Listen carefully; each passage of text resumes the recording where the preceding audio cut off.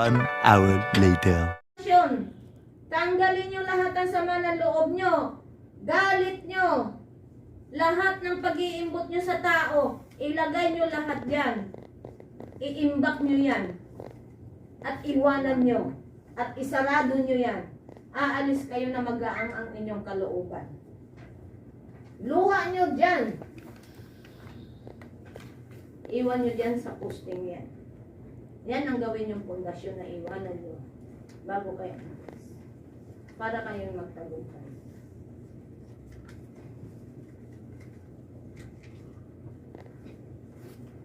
Paghinga nyo yan, alam nyo, maluwag. Iba yung hinga na humihinga ka nga pero mabigat.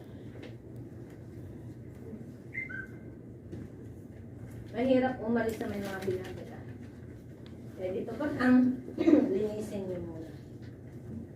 Yan ang sikreto.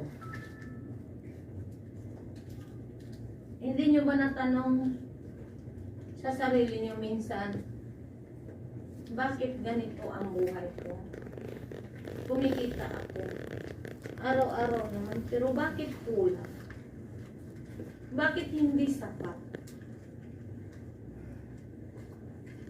Hindi nyo ba natanong yan? Kasi alam nyo bakit? Bakit meron kayo dito? Hanggat nandito yan, masikip ang lahat ng bagay. Kahit gaano kalaki kinikita nyo, hindi yan sasapat. Pero, pag ito malinis, magaang, sabi ko sa inyo, kahit anong kagipitan nyo, kahit gaano kunti ang kinikita nyo, lahat ay matutugunan. Masasatisfied. Meron kasing kasabihan tayo, ngumingiti ka nga, tumatawa ka, pero hindi ka masaya. Ngumingiti ka, pero hindi ka masaya. Mahirap intindihin, di ba? Ano ibig sabihin? Ngumingiti ka, feeling mo masaya ka, pero hindi. Kasi may kumikirot dito. Ganun yan. Na hindi nyo ba napapansin minsan, may problema kayo, hindi nyo ma-voice out. May mga tanong kayo, bakit? Ano yung nangyari? Bakit nagkaganito? Hindi mo alam ang sagot. Dahil mismo, sarili mo, hindi mo kasi kilala.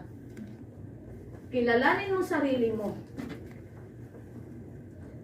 Kilalanin mo, tanggalin mo yung nasa loob mo. Tunawin mo yan. Makikilala mo sarili mo. Pag hindi mo pa rin makikilala sarili mo, kumuha ka ng salamin. Manalamin ka. Tanungin mo ang reflection mo. Bakit nagkakaganito ang buhay ko? Anong nangyari? Anong meron sa akin? Anong diferensya sa akin? Bakit ako nagkaganito? Na hindi ko pinangarap na ganito. Kasi meron niyang matapang tingnan ng tao, matapang nga. Pero deep inside hindi siya matapang. Nagtatapang-tapangan lang.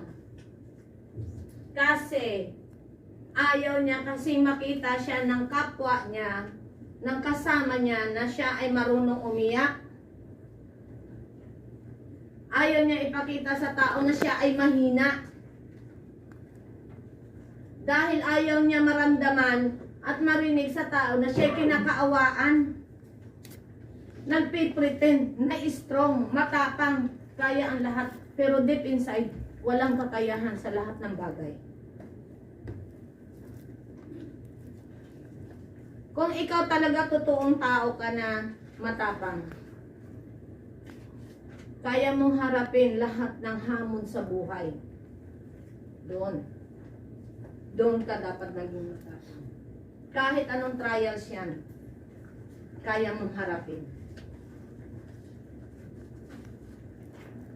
Doon mo subukan ang sarili mo. Hindi yung matapang ka tingnan. Kuno? Kasi daway ka magsalita. Ha! Hindi ganun. Magpakatotoo tayo. Unang-una yan. Matuto tayong magpakumbaba. Matuto tayong tumanggap ng mali sa sarili natin. Hindi nakakahiya. Kay mali mo o hindi, matuto tayong humingi ng sincerity na kapatawaran. Magiging open-minded tayo. Open-minded. Magiging flexible tayo. Kasi kung ikaw ang taong hindi flexible, hindi ka open-minded, sabihin ko sa'yo, lahat ng bagay sa'yo may differential. Ganun. 1 hour later. Ulit ako, pero lungkot. Bakit lahat naman ginawa ko kaya, pero bakit ganito ang ginagawa yan sa akin? Nagsayin ka po po para sa pamilya natin. Para sa anak ko, sa namamanak kasi ayaw po. Sinasabi kasi ng anak ko, Mama, gusto ko na buong pamilya natin. Pero anong ginawa yan? Bakit ako niya ako sinasaktan at ako yan? Buhos mo lang yung Boss mo. Sige. kasi Ang sakit. kasi makikita mo naman sa kanya ang dinadala mo. Yung tubig. Ano sinasabi niya? Ako ang nangyayari. Kaya mo ng tubig. Sige. Tubig. Bakit ganon? Sige. Kaya mo yan. Kaya mo yan. Para sa mga anak mo, laban lang. At kasi may sinasabi din yung tumatama eh. Huwag ka muna lalaban ngayon. Agos sa sitwasyon. Clinical lang ako ah. Clinical lang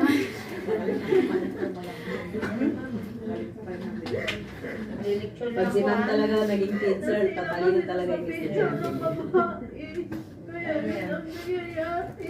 Sabi ko, hindi ka ba magantay? Alis naman ako.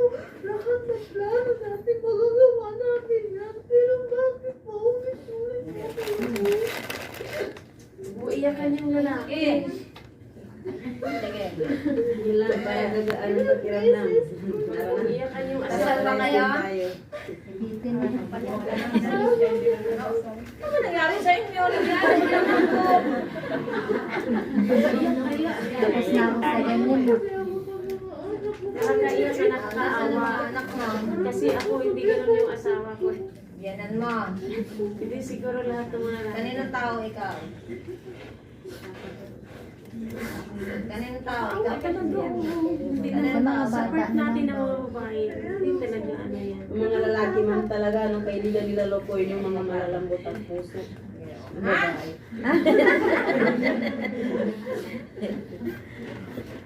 Kung makikinig ka sa advice, hindi ka dapat umiyak. Okay? Oo, nandun tayo, mahal mo eh. Ngayon, tanungin mo ang sarili mo, may natitira pa ba ikaw respeto at saka awa sa sarili mo? Ano yan sa kanya. Ha? Nagpakababa ka, binabaan mo pagkatao mo dahil mahal mo, ilang bisis kang sinasaktan. Baka pwede naman bata ka pa, maganda ka. Ganda. Gumising ka. Hindi sabi sa asawa ko. Huwag mong iyakan. Ngayon ginagawa niya sa'yo dahil sa ganyang sitwasyon. Pag ikaw nakaalis, sabihin ko sa'yo, Maghahabol yan. mula ulo hanggang paa, hahalikan ka niya. Yung kuya ko ganyan. Ha? Yung asawa niya, babae siya. Nag-abroad, yung asawa May niya. nang Ngayon tubig siya yan. yung naghahabol Picture din. lang ako ha. Asawa niya. Pinapabaong na kulang kayo. Pang ilan na yan, ma'am? Ano ba sinabi ko kasi? Hindi, kanina. Kasi Tanggalin yung- kasi namin yung sinasabi mo sa kasi namin. Ilabas yung Galit, tanggalin ang galit sa ano. So, sabi ko. Napipil namin yung Nasaan ang asawa mo ngayon? Trabaho niya po. Anong trabaho niya? Patay tayo dyan. Guard yung asawa ko. Security guard pa rin. Huwag ka mag-alala, pagkasal kayo, sa'yo naman yung Hindi insurance ako eh. sila kasal. Ate, kaya nga.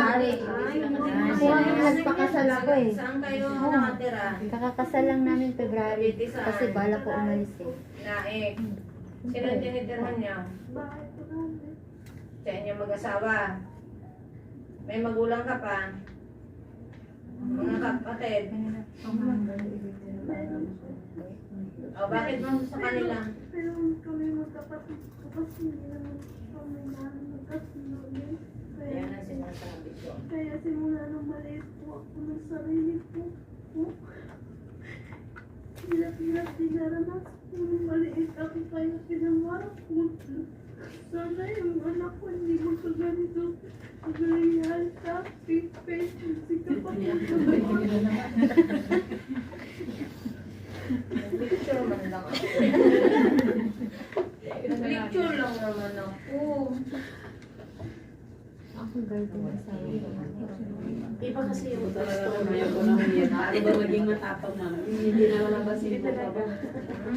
Pag may mga ganun, baby. Nag-lecture lang ako. Kakasal kami ng February. Iba kasi yung Bala ko nagdaan. mag-apply. Siyempre. Kaya mo. Loko naman ako, yari siya sa akin.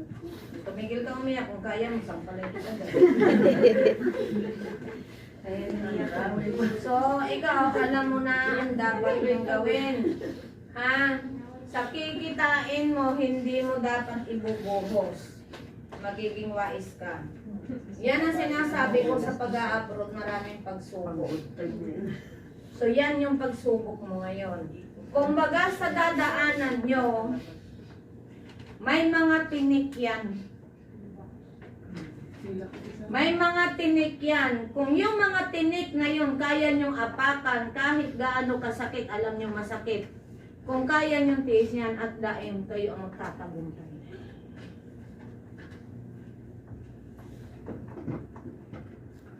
Kaya ba? Sigurado ka?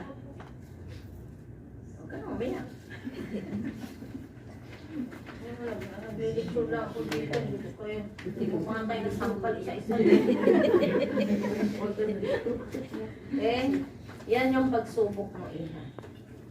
Sabihin naman kasama na. Diyan mo na umpisa. Dahil sa kawayan. Hindi ka umiyak dahil nasasaktan ka. Dahil sa kawayan niya. Umiyak ka dahil mahal mo siya. Yun yun. Kasi, kung hindi mo siya mahal, hindi ka masaktan ng ganyan. Ngayon, tanungin mo ang sarili mo ngayon. Magpakamartir ka ba hanggang kailan? Iuwi mo na yan sa kanila. Kung ako sa'yo, maging open-minded ka. Mag-abroad ako, hayaan ko siya. Pagbalik ko may pera ko, kunin ko mga. Dahil ngayon hindi ka makalaban sa kanya, hindi ka makagalaw dahil wala ka. Wala kang bala.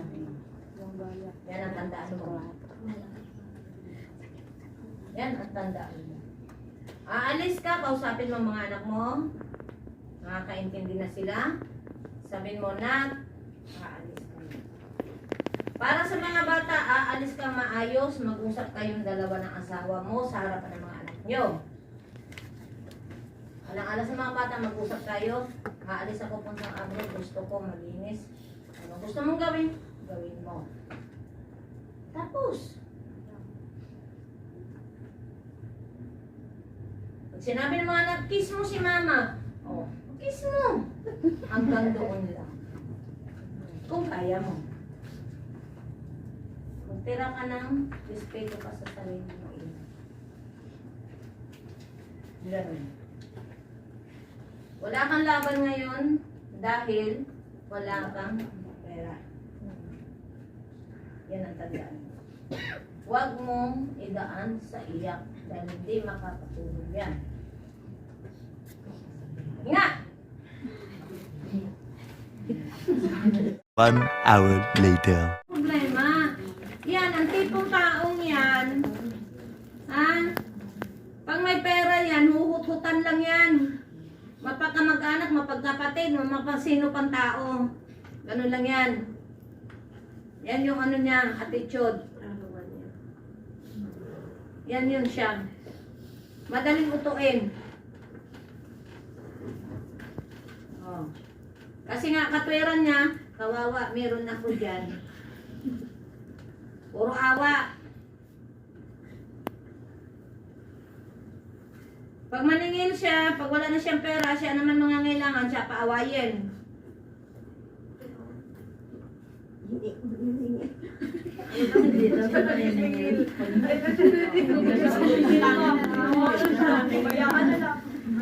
yun. Hindi nga siya maniningil, pero sabihin, walang-wala na siya.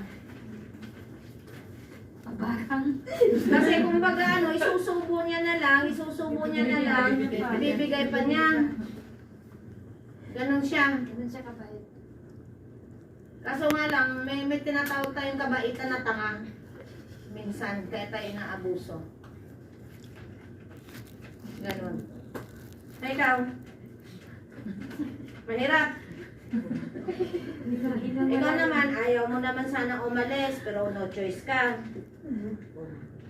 Ha? Ha? Kaya nga, aalis ka. Pero kung ikaw ang tatanungin talaga hanggat maaari, ayaw mo mawalay sa pamilya mo. Diba? Hanggat maaari, ayaw ko. Kumbaga ikaw, ayaw kong lumayo hanggat maaari. Kasi may mga anak ako, nahalagaan ka. Pero no choice ka eh. Ilocana ka?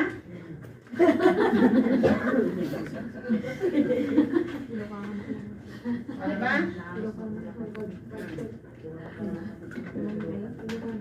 Diba? Kung pwede nga lang, kay mababa man or pinakamataas-taasang tao sa mundo, kaya niyong harapin. Yan yung sinasabi ko sa inyo, mawala si takot nyo. Tanggalin si takot. Tanggalin ang salitang hindi ko alam. Hindi ako marunong. Tanggalin nyo yan. Kasi pag yan, ang pairalin nyo, takot, di marunong, hindi ko alam, hanggang dyan na lang kayo. Sa kahiyaman. Yeah. Tanggalin nyo. Hindi. Huwag natin tanggalin yung hiya. Yung hiya, nandiyan ba? Pero gamitin Sa lugar. sa lugar. Ilagay sa lugar. Hindi naman yung wala kang hiya. Pasok ka ng pasok. Flexible ka. Flexible person. Open-minded ka. Tanggalin ang takot. Tanggalin ang hindi ko alam. At tanggalin ang ano? Tanggalin takot, hindi ko alam. Ano pa yung isa? Galing sa puso. Tanggalin ang quote sa Tatlo yan eh. Salitang tanggalin ang takot. Takot. Hiya. Puso. Tanggalin na yung salitang hindi ko alam. Takot, hindi marunong. Tanggalin nyo yung tatlo na yan sa inyo. Ipalit nyo, flexible kayo, open-minded kayo. Kasi pag ikaw flexible at saka open-minded, kahit presidente kaya mo, ano, kahit abogado yan, hindi ka matakot na makipagdebate. As long nasa tama ka. Pero nandun pa rin yung hiya. Huwag tanggalin. Alam natin, ilugar ang sarili natin. Number 1. Abogado yung kaharap mo. Presidente yung kaharap mo. So, kailangan marunong kayo the way na kayo makipag-usap. Hindi na kukuha lahat sa init ng ulo. Kaya, ang sinasabing flexible yan, nandun na lahat. Naintindihan?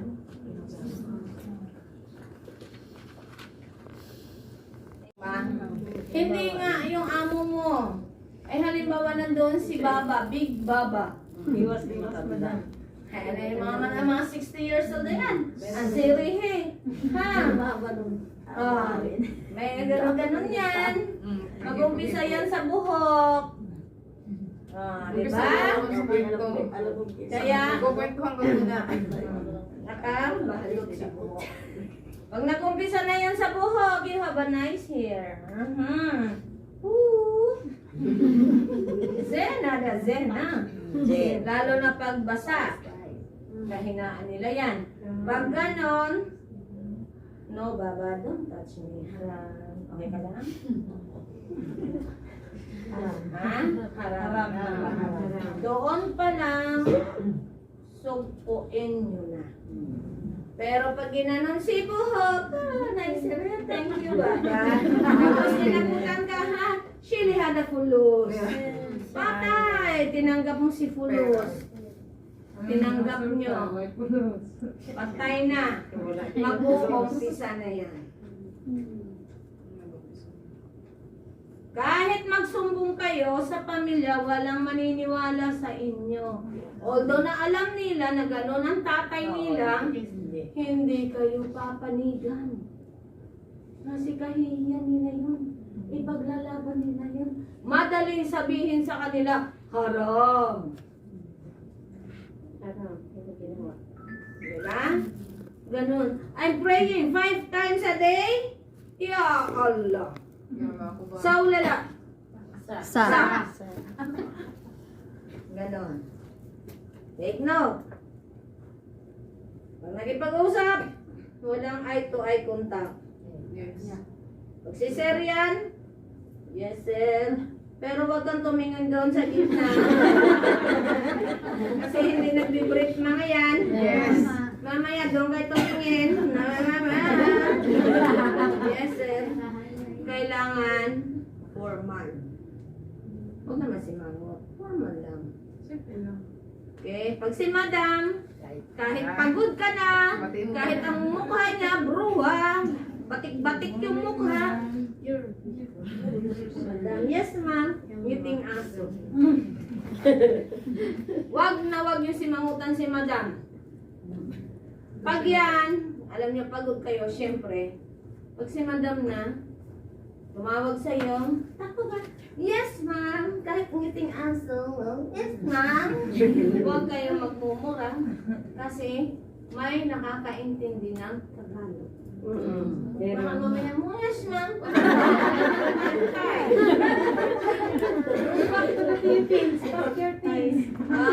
Huwag kayong magmumura. Kasi yung dati hindi alam. Ngayon marunong na sila. Pinasok niya yan bilang DH. Alam natin kung gaano kahirap. Swerte tayo kung si Madam, ang amo ang may consideration. Pero, usually doon, number 1 ay ang tulog. Lalo pa ang amo mo mahilig sa galaan. Huwag niyong sabihin ng mga Arabianang hindi umiinom. Lalo pag si Madam magaling mag-disco asirihe. Wala na. Saka pag marunong mag-drive. Mag-expect ka ng 2 or 3. Gigising ka, bumabas ka ng gate. Lalo may mga liberated na mga Arabiano. Mga bata, si tatay ay empleyado sa isang pabrikan. Naririnig nyo dyan? Habang lumalaki, ang mga bata ay lumalaki rin ang kanilang pangangailangan na hindi kayang tugunan ang kinikita ni tatay. So, ibig sabihin, hindi na sapat. Di ba? So, si nanay at saka si tatay nag-usap. Sabi? Sabi ni nanay,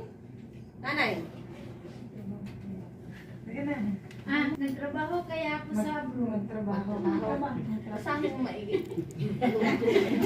Seryosohin! Ano?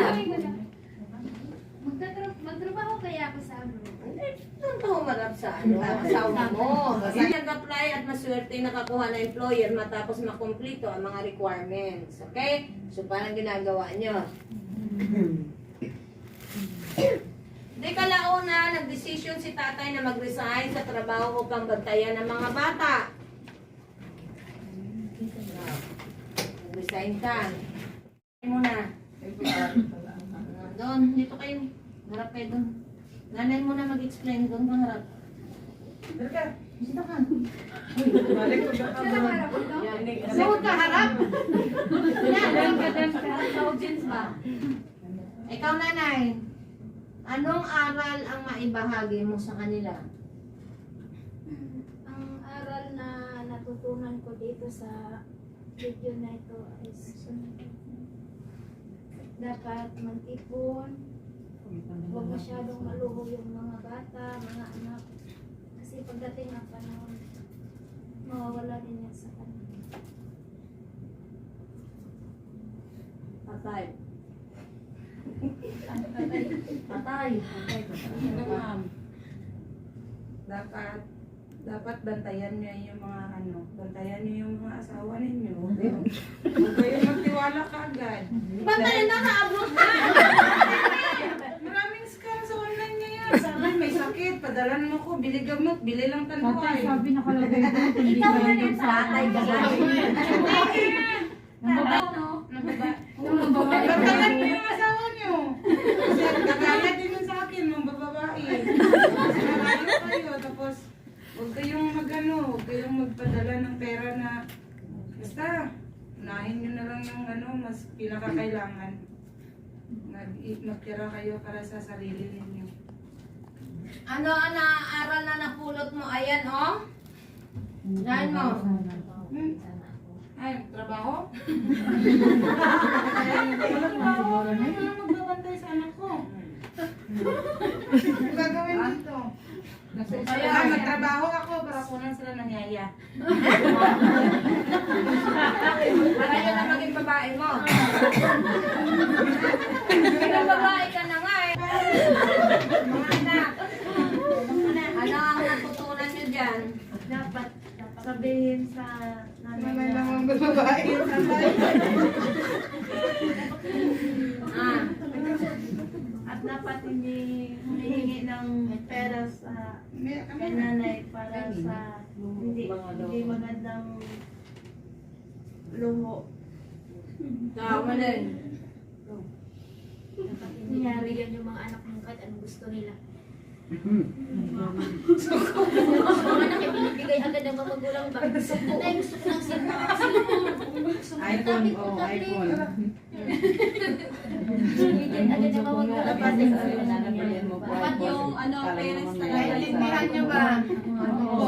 Palapakan niyo yung mga